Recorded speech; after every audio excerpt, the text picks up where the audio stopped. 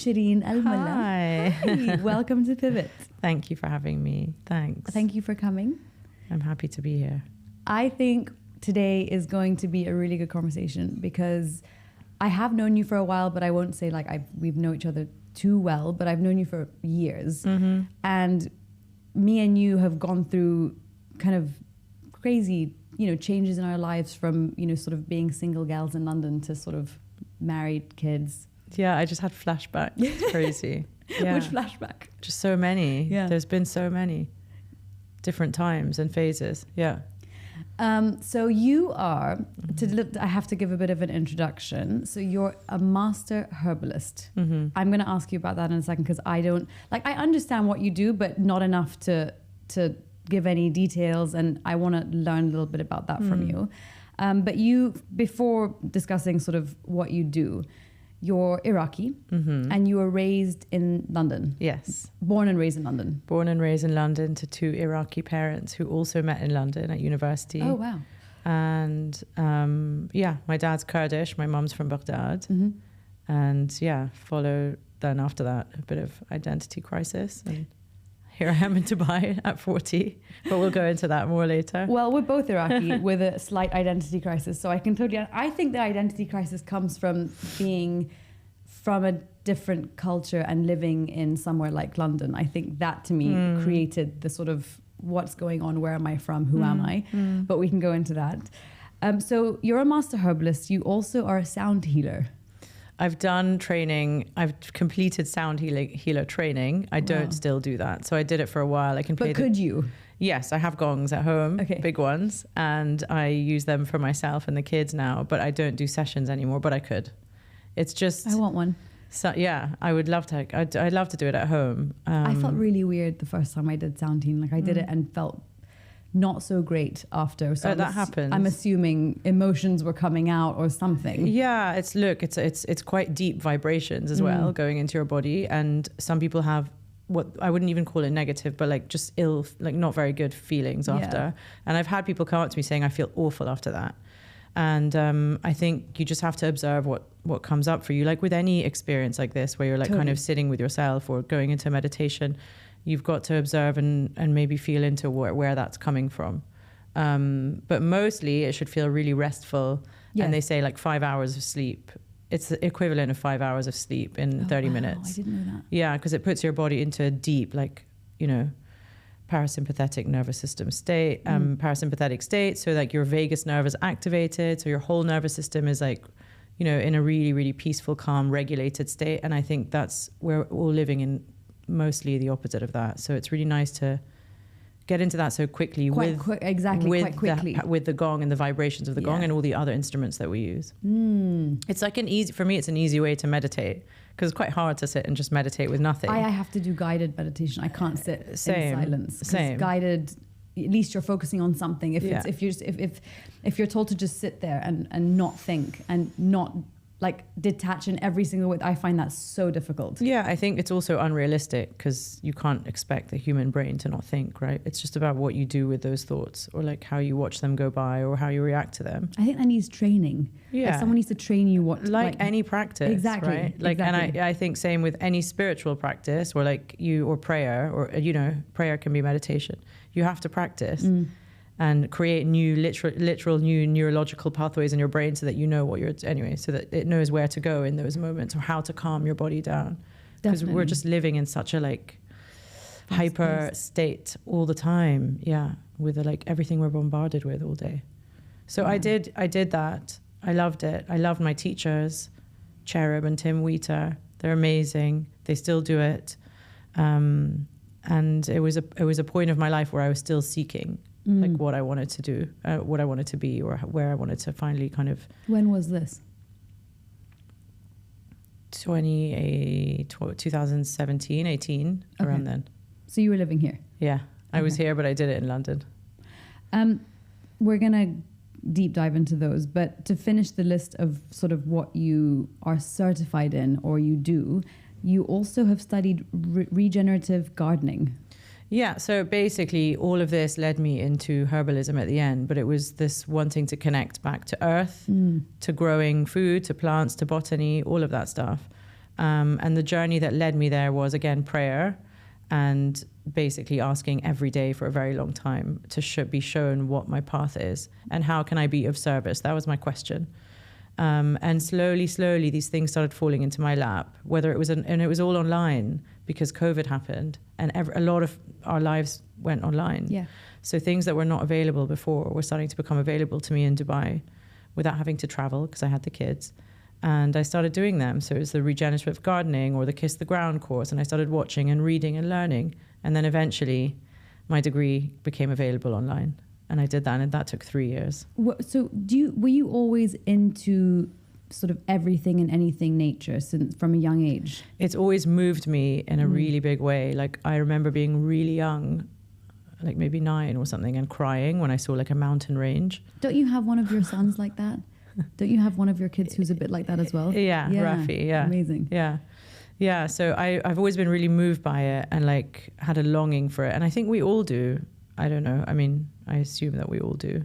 No, I wouldn't say so, by the way. No. Yeah? Okay. I mean, listen, I'm really into sort of Mother Earth and understanding all about it. But nature, I love being in nature, but I'm not going to say it moves me or I remotely want to cry. Do you know what I mean? You know what's really funny? I was reading today from one of my teachers that the use of the word nature, that's also a colonized word, nature.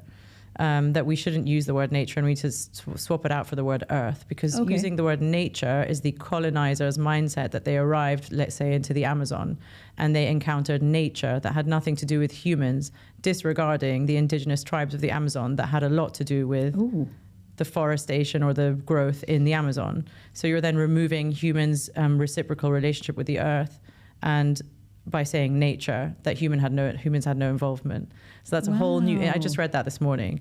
And I was like, that's so interesting. That's so important to reframe and change our language around earth, nature, dirt, mud, like everything, the words that we use. This is something I learned from him, actually, Rishi.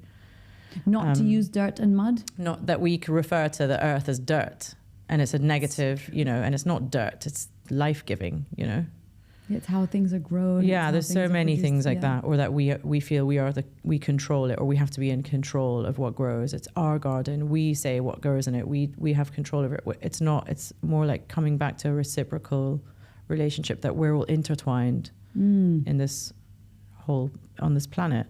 So yeah. Anyway, that was. I don't know what the first question was. Well, it was talking about you studying regenerative gardening. So getting into that and learning, I wanted to learn how to grow really, it was simple. I wanted to learn how to grow a garden. And I had this, Okay, amazing. So I did this project at home and I started growing lots of veggies and it became really wild and green and everyone was like, wow, this is amazing. And I was like, I was amazed by it because I thought that wouldn't happen in Dubai. But we actually have the longest growing season here. And not many people know that, and you can grow a lot. So that was something I was going to ask you. So what you do and where you live, do you feel Dubai has what it takes to sort of still have your passion filled? Because nature, I feel, isn't its best here.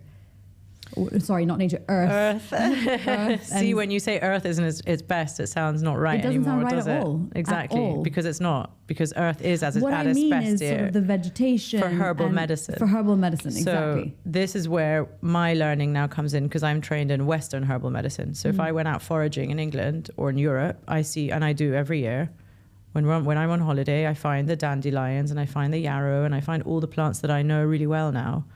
And now it's about learning. And probably in the right season. And the right time of year. Like we know when grows where and what, and all the stuff. So yes.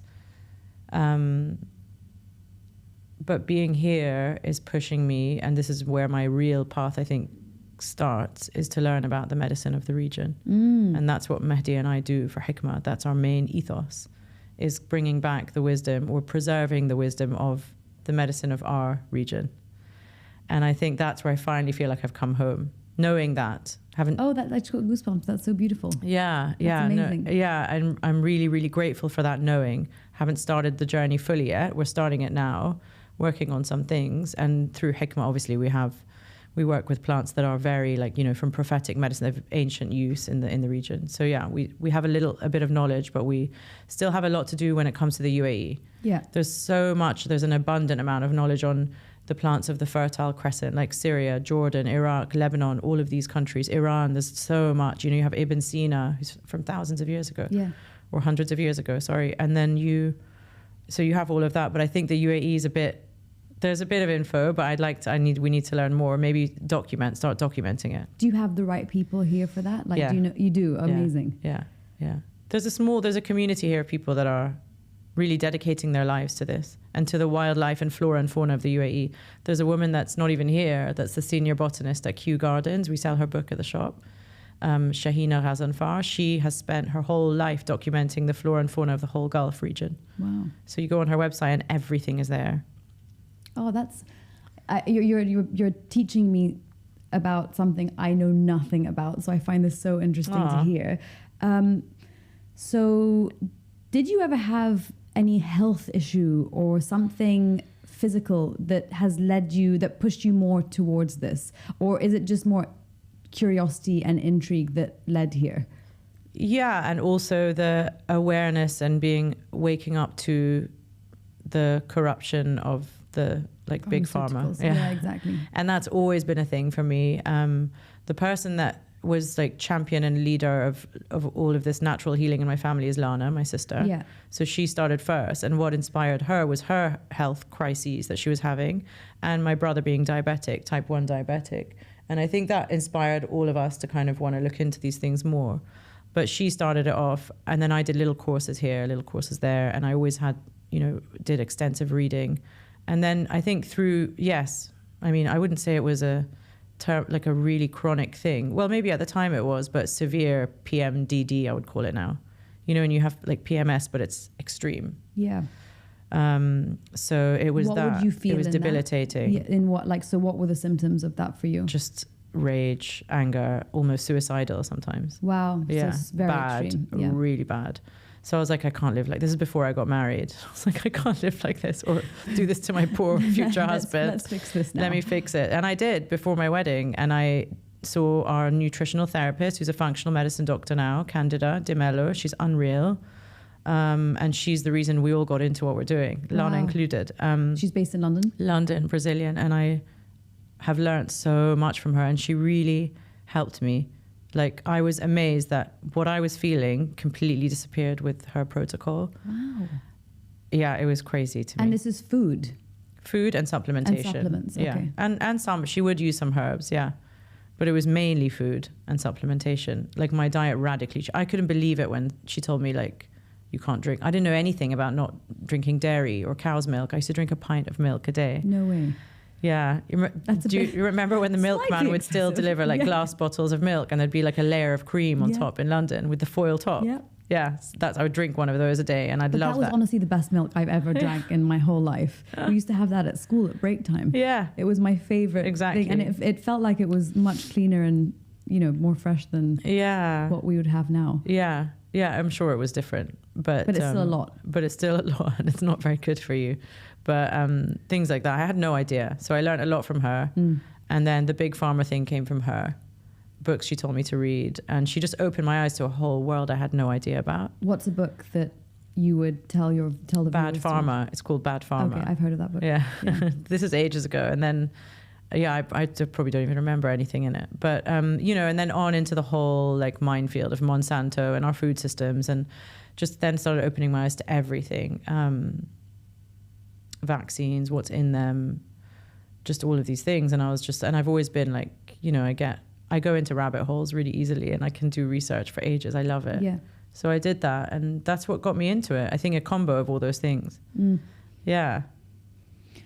Wow. So you are of the train of thought that you can heal your body naturally. 100 billion%. Yeah. Yeah. And are you of the train of thought that physical ailments and illness and disease stems from emotions? Yes. Okay. Both. Our outer, our environment has a part to play and our emotions as well. I think it's both a balance, a mix of both. But would you say that you Oh, environment, you mean sort of toxins and what's around us. Okay. I thought maybe people Food. environment-wise, because at the end... As well. Yeah, as well, 100%. But then I guess it's your choice to a degree. For people, Yeah. Sometimes. What if it's like, you know, your kid that's giving you a really hard time? We love our kids, but sometimes they can really, That's a joint effort. Can't just cut them off. No, of course not. But that's like a joint effort. That's the sort of... that's a mirror of being shown what you need 100%, to do, I think. Yeah. Kids is slightly different, but, you know, other people you can choose. Yeah. And if need be, cut off. But could you tell me about, because before we started recording, you were telling me about your back and how you've been going through this back issue, and then what this doctor had told you. Yeah. Or the book that you're reading. It's this book, which an amazing, beautiful woman in London recommended to me. It's called Healing Back Pain by John Sarno. And I had posted something about basically my degree ending in me being in hospital. So I took way too much on, and I'm really stubborn. Like when I start something, so historically I've always started stuff and not finished it. So this time I was like, I'm going to finish this no matter what. Yeah. And everyone's like, you're crazy. You're not going to be able to do this. You're nearly 40. You're doing a degree. And I was like, with your kids, with the kids, life. And also being with the kids on my own. Well, I hate using that on my own because I'm not ever really on my own, but you know, mothering at home alone. Like parenting alone a lot of the time. And then, it was just a lot. So I burnt out at the end. It was a lot of study. It was hours of study a day. It was exams. There was no break in the summer with my degree. They didn't have a summer break, which I thought was weird. I've never heard of that. Yeah. So I'd have to be studying all through our summer holidays, and I'd have the kids with me with no help. And like, it was a lot. Anyway, at the end, I did my back in. I was doing deadlifts in the gym, which I'll never do again.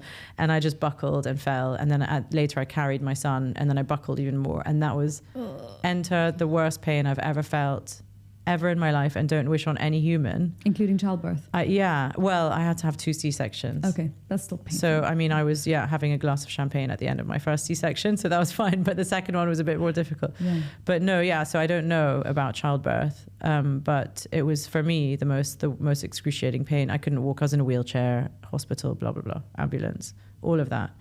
Anyway, the point is, I think that was accumulation of all the stress of the 3 years. And I had been holding it in, and it just came out. I really think came out like that.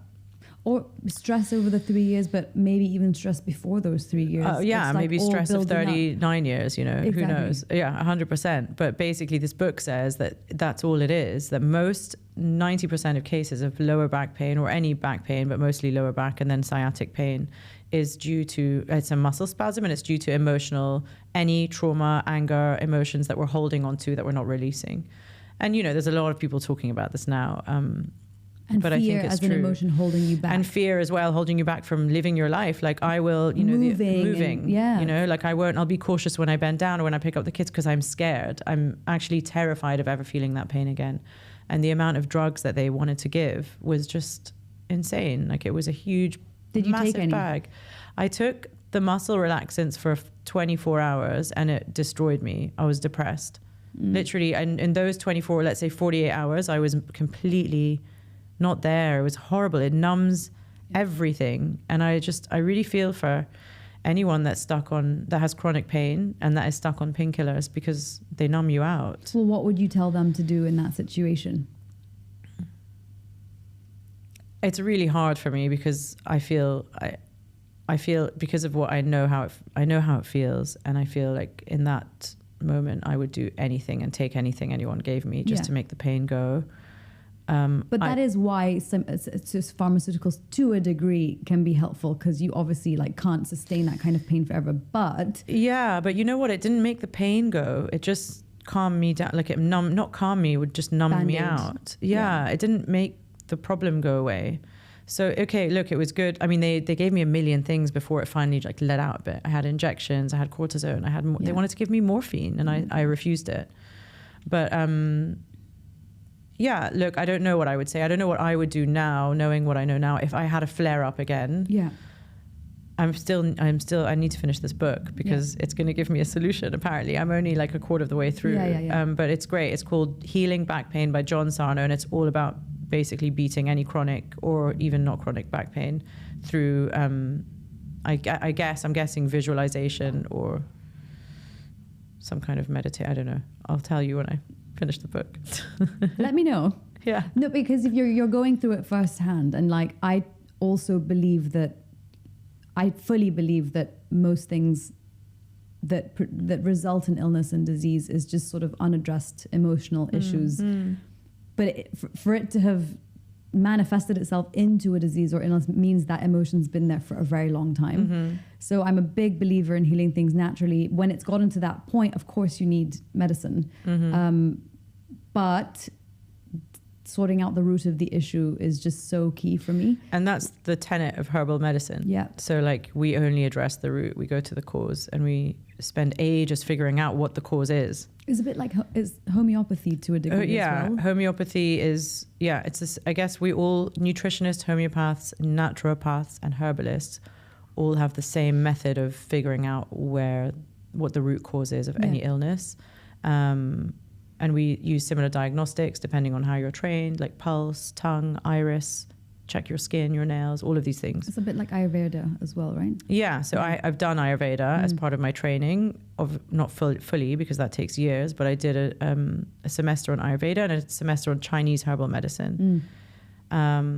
But yeah, similar, exactly. And so you get to the root, and that's what you're treating. You can also treat the symptoms to alleviate anyone's discomfort, but so you can do that alongside, as long as you're always also treating the root cause. Would you say that also doing some sort of therapy, verbal therapy? I always recommend in parallel with, because you can treat it obviously by ingesting something, right? But I also believe that if you're not verbally addressing it, confronting it, it might not be as helpful. I'm not a fan of talk therapy as much as somatic therapy. I think you can talk something to death, and like it's great. I also think we've lost the art of talking to our community and our friends. I think we need to cultivate that more, like and our relying partners. on the community. Relying on our community also just to, or calling up a friend and just, now we call it like unloading but it shouldn't be that. Venting or whatever, or having a rant. But no, we need to be in commune in that way, because it's so important. Like we shouldn't have to have a therapy session to be able to talk about what we're going through. About something normal, 100%. I think therapy, when you're addressing traumas or anything a bit more complex, and you need someone's like objective, help with it. I think somatic therapy is also talking, but it's also addressing what that is doing to your body. Yeah. And for me, I've done so much therapy. That's been the one that works. That works for you, definitely. Yeah, and I think more and more, the more people are kind of, learning, because it's really pretty mainstream now. Getting therapy is pretty normal. Whereas when I started, people thought I was mad. Same. They were like, what's wrong with you? My parents still are like, what's wrong with you? Why do you need that? I think our parent generation is just a very different setup. Yeah.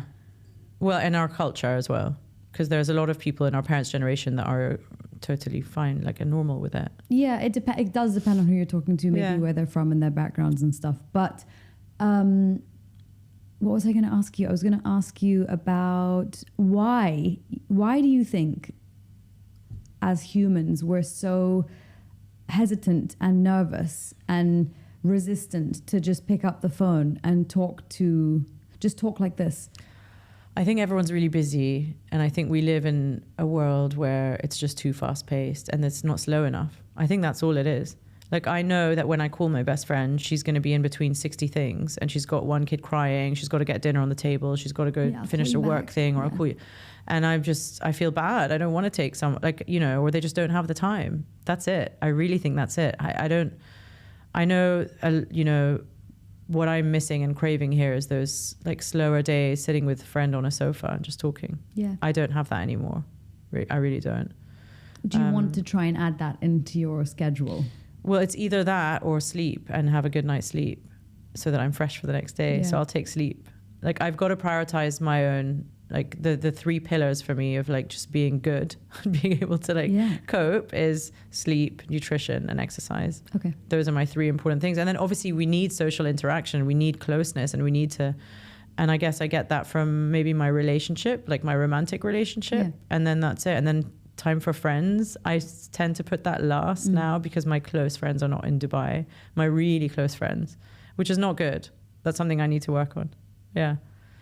I can relate to that. Like a lot of my very, very close friends don't live here. Yeah. So I just have, you know, that it's easier because I'm actually in bed about to go to sleep, but I'll have a quick Zoom with them, have a quick chat, and then I'm like, okay, good, I got my fix. Exactly. But no, Dubai is such a social place. I mean, you could socialize every single day here, but not actually be filling your cup at all. Yeah, like deeply communicating with someone or like sharing. But, you know, it's really fun, and I love going out when I'm in the mood, and I love seeing people, and I love everyone I see here. Most of the community here, I feel happy when I see them. Yeah. It's not like a drag, you know? Yeah. It's just having the energy and the time. No, definitely. So that's actually, let's go back to Shereen living in London and then Shereen living in Dubai. So you moved here in what year? 2012. So 2012, and you moved here because you were getting married. Yeah. So can you identify within yourself the big difference between who Shereen was then and who Shereen is now? I mean, obviously my essence is the same, but when I look back now, I just feel I was so young. But that's not even as young as my parents were when they got married, you know, it's still a decade older. But I feel like I had so much to learn, and my wants and the things that I was aspiring to or where I wanted to get to was very different to what it is now. And I think before you're married and have kids, for me, it was a big goal of mine to be a mum and to get married. Yeah. That was like a thing, you know, that I had to do. And it's just funny because now when it's done, you're like, okay. And you can look back on all these things and what led me to be here. But a lot of it was this aspiration to be this like cookie cutter mum, which is really funny because it's kind of, that's okay. Oh my God. No, keep it natural. It's all good. Mine was just vibrating under this cushion as well, so it's all good. It's Emirates Post. How exciting. Sorry, it's probably a scam. Shows you how fun my life It's probably a scam. So it was a big thing. I wanted to be this mom, this like housewife. And I laughed so much because my visa said housewife on it. Mine does too as well. Mine literally says housewife. It really makes me laugh. It says housewife and in brackets not allowed to work. Oh, really? No, mine didn't say that. Say that.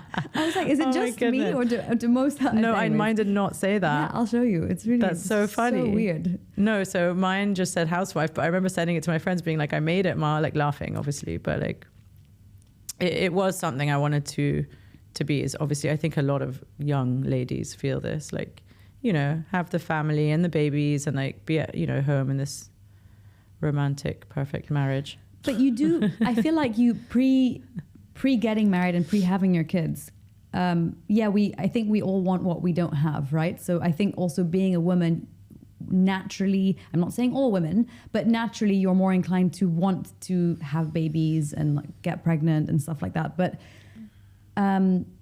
you're probably saying this now because you've done it. 100%. And I acknowledge that, especially with my friends that are longing for children that haven't been able to have any yet. Yeah. And I always think about it and I'm like, I would be exactly the same no matter what age I was or how wise or older. Or I would probably, if I didn't have my 2 kids.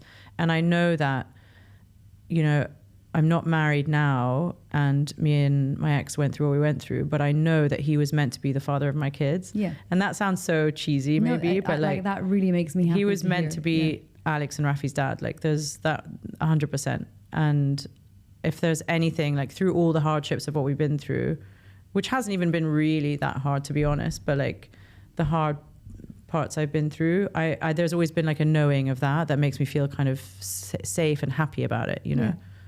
Which is great. Yeah. And I'm grateful, very grateful for that. So, yeah. So divorce is a topic that is quite, I would say, under-discussed, especially in this region. Yeah, it really is. I think people get a bit nervous and uncomfortable talking about it, which look, I haven't gone through it myself and I didn't go through it when I was younger. So I think for me, I just wouldn't want to say something that would be upsetting or make you feel uncomfortable or something that you don't want to talk about. But you seem really open and sort of, you know, comfortable talking about things that you've gone through in your life. So this is what I want to just have a quick chat about. So you were raised by parents who did get divorced. And then... Well, I mean, they were married, but they got divorced when I was 21.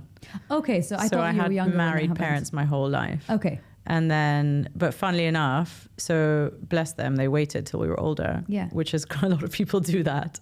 And I'm grateful for that because I had both parents at home, and every kid wants both parents at home. Like, you know, as much as we can all like sugarcoat and say like, oh yeah, I'm fine, it's going to be amazing. Every kid wants both mum and dad at home. I believe that. Maybe I'm wrong, but I believe that. So I'm happy I had that. And it's funny because at 21, it still was a huge blow. You know, and you think, oh, they're older now and they'll get over it and they'll be fine. They're an adult, they're in university, they're done with university even. No, it was still really hard. It's still painful now to think about. But I mean, yeah, I don't think that ever goes. And I think that, you know, when you do, people ask me so much about people are always curious. I get so many questions. We've been under the spotlight a lot. People have been very confused by my situation. They don't understand how we're friends, how we still hang out. You know, I still call my in-laws. It's people they need stuff to fit in a box and it doesn't. And when it doesn't, it's so funny watching it. It actually entertains me because I feel like it makes people like, they can't handle it, that it's like a different way to how it's meant to be. It's like peaceful. Yeah, look, it's not always peaceful. I'm not going to pretend it's always peaceful. It's been really hard, but neither is a marriage, right? But exactly. And like, you know, we still irritate each other and but we check back in. And the thing that glues us together like a marriage is your kids as well, you know? And our families keep us together. We're very close on both ends. And I think that's, you know, something that helps when you have that. Well, you've cultivated that for yourself. Yeah. I think you're a huge reason as to why. I think we're both from families that are very family-ish. I don't know how to explain it, like together. Yeah. So when you both come from that, and then everyone's still a bit in contact. Okay, I wouldn't say we're like stuck to each other, but like, you know, there's no bad blood or anything. Then we're okay. But my point was that, I think people don't want to talk about it because it's awkward. They feel that like it's almost like if you're divorced, you failed. And I felt that. Obviously, you go through all that and then you heal that. But yeah, it's been a funny journey. It's been, for me, what's been most interesting is observing other people's reaction to what's happened to us. That's been the part that's big for me. That's funny. Rather than what's going on with me. I mean, there's been moments of both, but yeah. My parents, sorry. You were asking about my parents. Well, I was just sort of noting that that's something that you went through as a bit younger. I thought you were younger when... Yeah, no, 21. And then you've gone through it. What do you see, or what have you learned having gone through it when you were younger and then going through it as yourself? My kids were much, much, much younger. They were 1 and 3. So for me, it's a totally different situation. It is, yeah. And also 5 kids. I'm one of 5 siblings. Different family dynamic. Parents totally different, as in different to me and my ex. So I can't look. I've had moments where like, oh my God, am I repeating? Is this history repeating itself? Is this because of my unresolved stuff? And I've gone into spirals of that. Yeah, but then that's kind of what I was going for. Like, I think naturally everyone and anyone would, right? Like I'd go back to that, or like go back to maybe I've been in moments where I like blame certain things. But I think coming out of it now, I realize it's not. I think not having a model of healthy relationship at home is a factor, obviously. But I've also realized that many of us don't have that. Many of us, whether our parents are divorced or not, don't have that. And the people that do are really lucky, of really true, you know, I did this retreat once called The Bridge, which is similar to the Hoffman process. And the facilitators there were saying, out of every single person they know or every couple they've worked with, they literally, out of hundreds, only know 2 that are really in healthy relationship. Wow. You know, and I'm like, you know, that was mind blowing to me, that actually relate in a healthy way.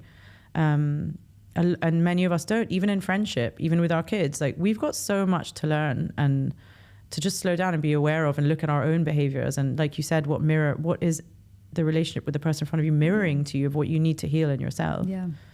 So yeah, I have thought that, but I keep losing my train of thought.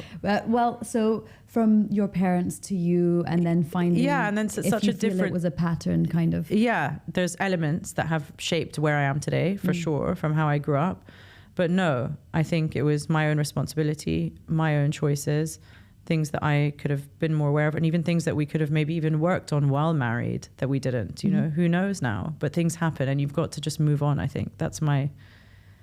can't just dwell on like everything that's gone on or what could it, or have, for me, it's just having any regrets. And I don't regret anything. I love that. I really don't. I've had moments of like feeling really sorry for myself or like being like victim mode and all this, obviously, or these days where I'm just like, you know, have a nice sobbing, crying day or whatever. But I don't regret anything. I don't. And I think that's what I would tell anyone that is going through a similar journey, is you're not going to regret it, because no one wants to do this. No one wants to be divorced. And I think that's something that like majorly clicked for me recently, is like, everyone's like, but how did you do it? Or what made you do it? I'm like, well, I didn't want to do it. So you got to that point where you just where you both realize, and like, that's it. And that's it. Yeah. So no regrets. I really believe whatever's meant for you will happen for you. And we choose everything that we're in, we choose. So whenever I feel myself falling into that mode of feeling sorry for myself or feeling like a victim, I'm like, I create my reality. I choose everything. And this is the key. And I keep telling my kids this, is you can create anything you want for yourself. Yep. And it really is that simple. And we need to keep remembering that, because that's when people come to me and they're like in a certain state of, I don't know, just sadness or depression or whatever. I'm like, there's a part of, okay, there are outside elements that do that affect us. But a part of it is we're choosing what we're in. Yeah. You're choosing it. You're choosing these perpetual things and patterns or relationships. I totally agree. And I think your state of mind and how you're feeling, which no one really wants to hear, but it is a choice. It's completely something that you're choosing to do because there's a benefit from it. So you have to ask, let's say I don't want to use the depressed example. Let me use another example. But let's say you are in a series of toxic relationships and you just keep meeting the wrong person and you go through just these types of relationships. What about that is benefiting you in that choice, right? And you have to think that way. And I ask this question to a lot of my clients when we're in hypnotherapy, not when they're hypnotized, but when we're having the chat. And it is the hardest thing to answer because they cannot fathom that they're choosing this because something about this horrible situation is benefiting them. So this is what I would say to anyone listening, is that when you're in these negative spirals or something's going wrong, and you need to ask yourself what you're benefiting from it, because you are gaining something from that moment, whether it's lessons, getting attention from a parent, or isolating yourself. When you're feeling really depressed, you tend to isolate and be home alone. What about that are you gaining? Some people just kind of, it's like a free pass to do nothing, you know, and there's always a gain. And I think once you identify that gain, you've already solved like 40-50% of it. I think. Yeah. But I'm sorry, a little bit of 100%. But it does make sense. Sheesh. Yeah. Let's go into your pivot. Okay. I feel like you've gone through many already, but like I want to ask you about a situation or something that you've gone through, whether you were very young in the last couple of years. It doesn't have to be so massive, but what's something that you've gone through that you feel is a really strong pivot that you'd like to share?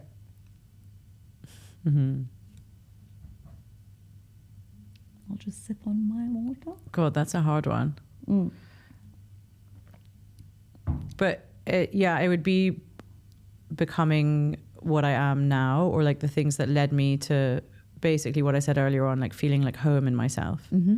So, and that I can't choose one thing that led me there. Like it would be let's say the big, things of my life, which would be moving country, parents' divorce, my marriage, my children, my relationship now, my work, finally finding Hikma, my degree, like all of these things had, they're like little arrows that like started to bring me home. Yeah. That was it, because I grew up in a place, like we said, London, where I felt, I didn't really know who I was. And then I think also when you become a mum, you lose your identity a bit because you're a mum and that's what you become. And I forgot who I was through that. So I think it's been a journey of just finding myself, and it's been slow and long, and there's been ups and downs. And that's how I look at what my pivot is. But I think the main thing that it's been is the realizing that that I've always been there. So I've been looking for myself, but I've always been there. I don't know that totally that resonates with me. Yeah, like just remember who you are, really, and like all the other things are just like noise that have happened around, and like, you know, big things that you've learned from and stuff, but like the essence and the center has always been there. I think knowing what I want to do career wise, or I don't like to use the word career, but like to be in service or to help people, that has been a massive one for me. Because I've always had this, I'm quite like, I'm an empath, as they say, or like a mothering person. I've always mothered my friends, mothered my siblings, mothered my parents even, you know? So like that, and, you know, I thought having children would fulfill that, and it does. But also I think taking it out to like more people, it really... to serve a greater purpose. Yeah, just to feel like, you know, there's a channel or like a specific way I can help people, which is through herbalism.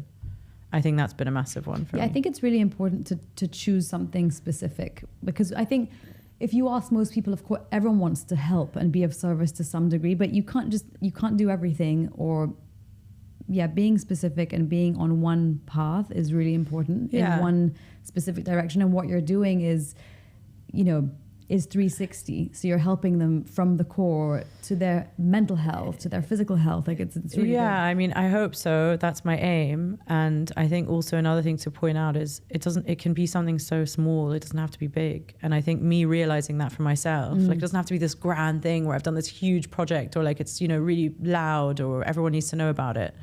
It can be tiny things, like literally like tending to this flower in my garden. That's great. You know what I mean? Like just taking it all back. True. Yeah. Stepping back, or being in service to your kids, or making them a meal. Making a meal for your family is a huge act of service. And we take those things for granted, or we just bypass them, but they're huge. I think realizing that is a big pivot for me. But pivot moments would be finding what I wanted to do, and then the journey of becoming mum, married, and then not married. So do you still believe in marriage? Yeah. You do? Would you get married again? Look, I'm really sensitive. A lot of people get married again really easily. And I've seen it with my friends. I mean, it's not rare to be divorced now. It's actually sadly quite common. Yeah. But I don't think sadly though. I don't think it's a negative I'll never thing. stop. It's funny because I'll never stop saying that. And I say it, and I'm not sad. Like, I'm not sad about it, but I do find it sad. Because something ended. Maybe because I've been through it as well. Exactly. And I think this thing that I said to you before is that I think we always want a family. So your sadness is probably coming from your children. Or for your children. For them who don't know any different way, to be honest, because they were so young. But like they do, they're aware of the fact that we're not in the same house, but we try to be together as much as possible. Look, it's, you know what, I have to also, my work now is deconditioning my brain from what I think looks like, you know, a family unit. Yeah. And it could also, like what I was saying to you about fitting in the box, like I have to also learn that it doesn't need to look the way I think it was meant to look my whole life. And we're so fed that from birth of what, and you know, a family unit needs to look like. I think the world is changing so rapidly now with everything, and like, you know, everything, even gender roles and stuff. And it's like, you know, it's all a bit too much at once, but I need to just start with the basics, which is maybe, realizing that maybe it's not sad, but I still do feel that. But anyway, so what I was saying is that with people that are, where they get married easily. For me, it would have to work for my kids would have to be okay. My kids are number one. Yeah, that's it. And sometimes I put my own needs after that. It's always them first. And I'm very lucky. Which is a wonderful thing, but yeah, I know. I get told off about it a lot. I'm definitely not going to tell you off, because like I'm a mum, and obviously my kids come first, and that's just how it is. Not much anyone can do to change that for me. Yeah. But what I'm learning now is that when I am really happy, it projects into the whole house 100%. And it projects massively into my children, and I see different kids. So if I'm feeling really good in myself, which I would say I've gone up and down over the past few years, and whether it's to do with whatever it's to do with, now's a good point, because I feel like I'm really in the right direction and going on sort of the right path for me. So I'm not saying I'm definitely not going to tell you off, but Shireen's cup needs to be really filled. Yeah, that I know. And that I know. For me, maybe I'm just not ready yet. And I'm very, very lucky to have a partner that gets it. Yes. So is like really very understanding and also has children of his own. So has been through it. That's probably why as well. Yeah. And I think that's really lucky, because if I didn't have that, maybe I'd feel differently. But it just works the way it is now, for now. And then whatever comes in the future comes. But I'm not... But you still believe in marriage? 100 billion %. Like the institution of it? Yeah, I believe in making a commitment and co-creating and building a life and dreaming a life together. Dream weaving a life with someone. Yeah. Whether it's marriage or not, it doesn't matter to me. But for me, like whether it's signing up, I don't care about that part. So partnership and co-creation of a life together. Yeah. Yes, 100%. And I do that now with multiple people, which is funny. It's not just one person, you know. I do it with my kid's dad. I do it with my partner. I do it with my parents. I do it with my siblings. Actually amazing. Yeah, it's really nice. And sometimes you have to like kind of reel the energy back in, because you end up, it's a lot. You're spreading yourself. Yeah. But I'm like super grateful and blessed for community and family. Yeah. So on the note of things inside the box and sticking within the box, and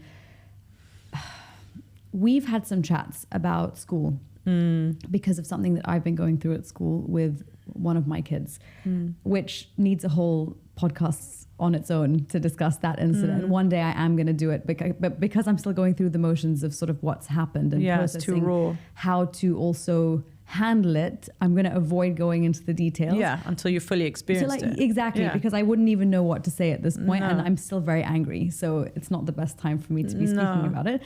But I've spoken to you a lot about this because you caught me running down the corridor looking like a frazzled like maniac. And no, not a frazzled maniac. Well, I was worried about you. Worried about me, exactly. Yeah. So you called me, and the amount of appreciation I have for that is huge, because it just means the world to me that, you know, you're checking in on me. You can clearly see something's wrong, and I feel comfortable enough with you to really open up. So thank you. Aww, but what we were discussing in our several phone calls, like as a result of that initial phone call, is that, you know, a lot of kids around us, mine included, so many of my friends' kids, have needs, right? And if they don't fit into this box at school, it's highlighted and it said, well, you know, they're struggling here and they might have a learning difficulty here and they might da-da-da. And all this is fine, okay? I think it's good to identify kids' issues, if they are issues. But at what point is highlighting these issues that kids have getting too much? Because I just feel they're being overdiagnosed. I feel they're telling us about these issues these kids have in order to put the responsibility and the burden back on the parent. But the reason why they're in school, in my opinion, is so they can be dealt with and handled and taught. That's the thing. I was going to say, let's take it back to like number one step. Why are our kids in school? Why are they in school? Why are we paying all this money for them to be in school? And then it being thrown back on us and sort of, I just don't like the responsibility or lack of being taken by the school. I feel I feel really alone in this, and I feel maybe you're one of few people that get it. But I've been feeling really isolated to the point where I don't even want to be in the school grounds. But I try my best because my kids need me there. I feel a sense of betrayal sending my kids to school every day. And that's not because of, maybe not because of the school specifically that they're in. It's just the whole system and schools and the institution itself of school and what my kids, what system I'm entering them into, that then is, it's schools based on a reward system. And that's basically, on if you're good or bad. And that's fundamentally wrong, I think. I think that, again, they want your kid to fit in a certain mold or a box. And I think that's completely unrealistic. I think wanting boys as young as 5 or 6 to sit most of the day and listen and pay attention is really unrealistic. Yeah. I think a lot of it is, something doesn't sit right with me. And because I'm still a mum of young kids, I'm not experienced enough to know. So I'm looking to older women for guidance. And I've been speaking to a lot of older women that have older children that have removed their kids from the system and that were really, really happy with their decision. I'm not brave enough to do it yet. But I'm also co-parenting with someone that doesn't think that. And I have to respect the other parent. It can't just be me like going rogue on my own. Like it's got to be what he wants too. And so it's these conversations that we have. And I do have my outburst to him every once in a while. And like he kind of just listens and then we move on. But we haven't really done anything concrete about it. But I fantasize about removing them from school all the time. I think I would never have come to this thought process if what happened didn't happen. So now, as a result of this incident, I've been mind blown and eye open to like a whole different, like what you're saying, and the number of people I speak to who are doing homeschooling. And I think it's when your kid's a bit different. Sorry? When your kid's a bit different. Yeah. Or when they come to you, because I've been through it with the learning difficulty, right? Well, but it's not. And then everyone's like, oh. So I don't believe my child has a learning difficulty. Same. What he did have when he was younger was a speech delay. Yeah. But I don't believe he has a learning difficulty. I believe he's 6 years old and struggles to pay attention in the classroom because there's 20 kids in a classroom and he's a little bit more sensitive. He definitely is more affected by loud noises. So he's struggling to pay attention. Does he have a learning difficulty?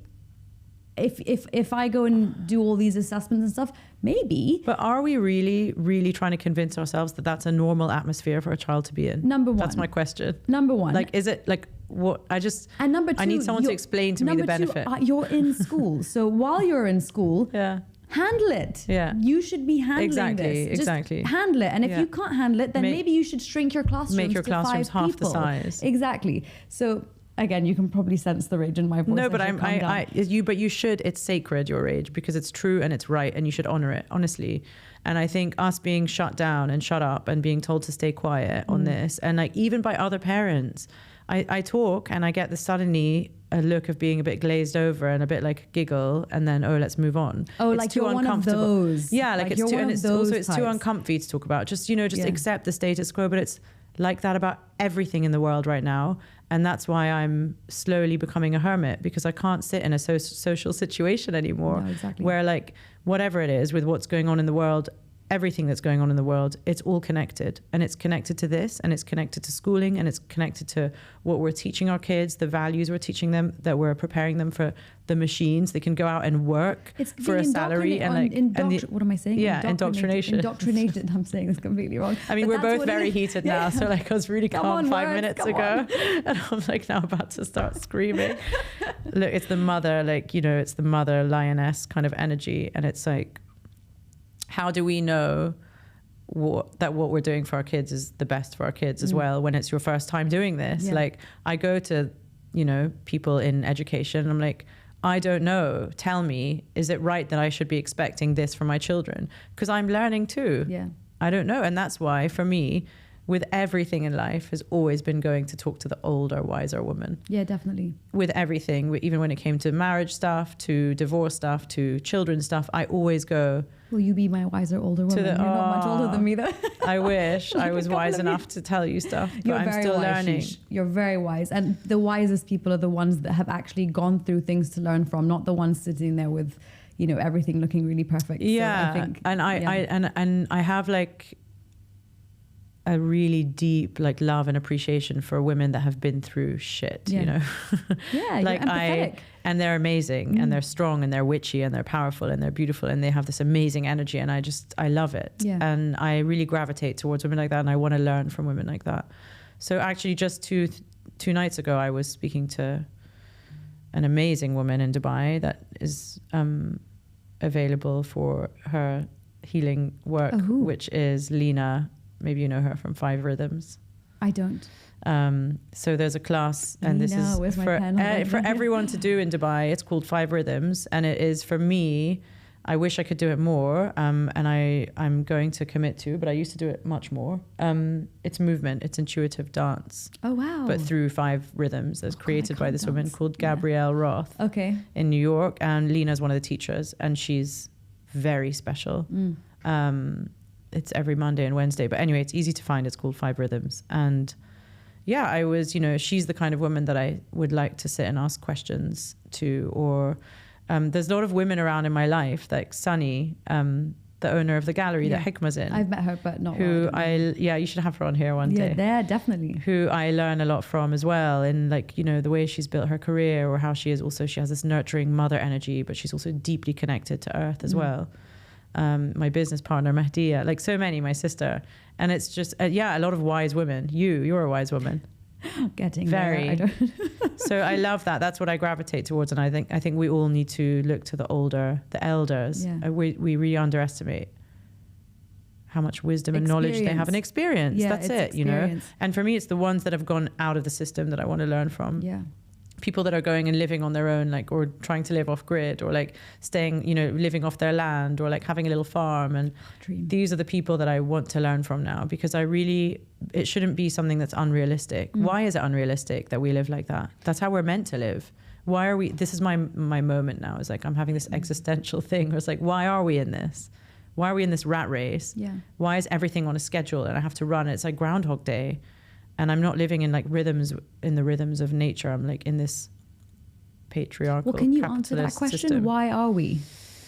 I think it goes back generations for us, for like diaspora Arabs, as they call them, is like my granddad, I don't know how many generations ago you guys left Iraq or wherever. My grandfather was killed in 1978, but he was killed in London. So he would have, I mean, the 70s, let's say 60s. 60s. So what do they, in my experience was my grandfather left Iraq to find a better life and to have safety, security, and a better education and life for his children, right? And that's what they do. So they leave their zones of conflict, and then they come to the West, and then we're entered into these systems, which we think, or our colonized mindset thinks, is the better way to be. Better.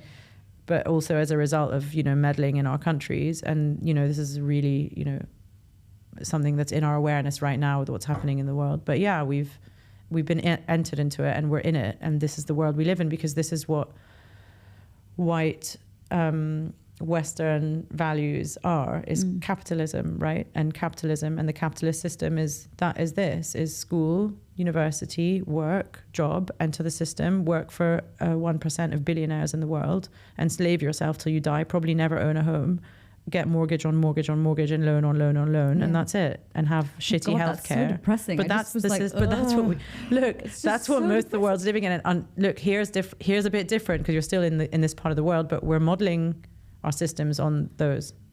It's the same. You know, our kids are in British schools, American schools. They're going to go to the same universities. They're going to end up in the same few big, massive companies. And then you just end up like a Google, Amazon, Microsoft, whatever. And then that's it. And I'm like, when are we going to exit that? Yeah. Well, that's up to you, and that's up to me. It's up to us to make that strong decision. There's a huge fear around it as well. Listen, I've been presented with something that I need to make, you know, sort of big decisions now, and I feel like I need to make the right one. I want to make the best decision for my child and for all of my kids, obviously. But when you're presented with it, you're like, oh wow, what am I going to do? And it's a really powerful moment to be in, because you can really go down two very different paths. Yeah. So I'm actually really excited. I feel like I want to make a decision that's different. It's so nice. It's like nice. I remember that feeling when I was rebuilding my life after my marriage ended, was like, oh, what am I going to create for myself now? Yeah. But it wasn't that simple, but in the end I did. And I think it's really good for you that you get to do this, because you get to, you know, choose something that feels right. And, you know, in the end it could be the perfect thing, and then in a couple of years it could not. It doesn't matter. I realize that now. Like, it doesn't matter. Even if things seem like they're going well, something can happen and obviously change up your whole trajectory or their trajectory. So you just have to be very open, like really open, and not so... And just surrender to everything. Yeah. Oh, God. But you know what? At the end of the day, if you're putting your kid in a school, It's the same system. I think that's, for me, it's that. It's not which school. Is it the system, or is it my own system that I'm going to cultivate? Yeah. And like, I keep speaking to parents that have homeschooled and that had, you know, a great community of homeschooling and homeschooling other children all together, other parents in this group, and they don't regret. They think it was the best thing they ever did. I don't have the bandwidth or energy at the moment to make a huge change like that. Selfishly, that's what it is. Give it a bit It's a more lot. time. It's a lot. And I don't think, I think when your kids are a bit older, it's difficult to, if they're resistant, it's difficult to remove them from that, from their community and their friends. Because I have that with my eldest. Maybe what's best for them isn't what you think is the right thing to do. This is where you never know. Maybe you don't know. I don't think you know. I think that's like a bold move that you make, and you've got to really be like anti-system. Really. Yeah. And like be very bold about it. And I think that's what we're missing in the world. Yeah. And that's why we're in the mess that we're in now. I agree. Because of not enough people being bold and everyone being complacent and being half asleep. Really. I mean, we're in a massive crisis mode at the moment. I don't think people realize. Speaking of crisis. On all fronts. Yeah, 100%. But speaking of crisis, because we have a couple of minutes left. That really flew, by the way. How long was it? An hour. Oh, wow. Yeah. Felt like 5 minutes. But to sort of end on this note, because it's very important to you, very important to me, do you have a message about and for Palestine? I mean, today I'm in especially, like in my mood this morning was a mood of hopelessness, which is really not where I want to be. We need to have hope. Yeah. It's really, really difficult and emotional because I feel a sense of betrayal from the world and even friends. My message would be that if we don't see Palestinians as us, then we're in a sorry state. And if we don't see our interconnectedness, and I urge everyone to know that every child that has been murdered is one of our children, and to feel that, otherwise we are lost as a species. That's it. Like if you can't, if no matter what, like where you're from or where, if you can't connect to that, then we're just in we're in a wrong place. I agree. Yeah. So and it's okay to feel hopeless because that's what we're being pushed to feel, but we need to try and resist that as much as possible. Look, I do work and we all do our own things. Yeah. We're doing I'm collaborating on a herbal guide for Gaza at the moment with an amazing woman who's just written a book called Layla. It's called The Land in Our Bones. It's amazing, about like plant ancestral wisdom from our region. But anyway, so there's all these things that we're all doing, right? And that keeps us hopeful. But it's difficult. It is really difficult. And I would say for everyone to use this as an opportunity to really wake up to what we're living in.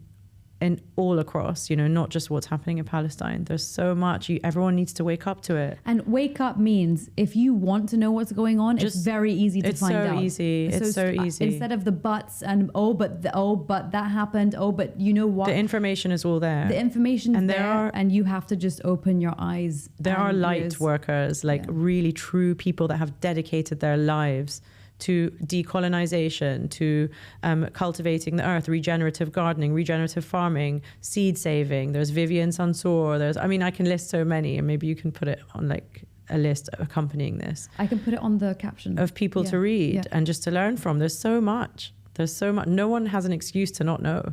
Yeah. And if they don't want to know, then they're part of the problem. Exactly. That's it. I'd like it to be that clear. If you don't want to know, then you're part of the problem. That's it. It's black and white now. There's a red line and we all know it. Or the people that, we do. But at least you know who you are happy to be around and happy to be associated with and have in your life, because it's important to find that out. It's difficult though, because there's people I really love that are just getting on with it. Well, maybe one day you can continue your friendships with them. Yeah. If they sort of wake up a little bit. Yeah. And they come back and say, listen, I was wrong. Yeah.